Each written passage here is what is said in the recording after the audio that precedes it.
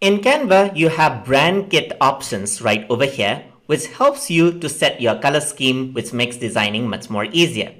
In the free version, you have access to only the brand colors, but not to the brand fonts or the brand logos right over here. So let us set the brand color right over here. So you can go over here and choose the color of your choice right over here, just like that. So you can choose this color. Then you can click on over here, choose another color and add in another color as well. So you can add in up to 3 colors on the free version right over here.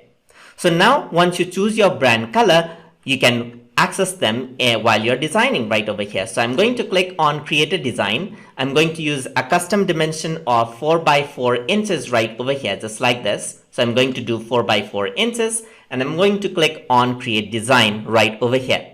Once I click on create design, what happens is that in the color section, so if I were to go over here onto the elements right over here, and if I were to bring in some element, and if I were to go to the color section, you can find your brand colors right over here. So you can easily choose the brand color from right over here. So this is very, very useful if you want to be color consistent with your designs. And that is how you can utilize brand colors by using the brand kit in Canva.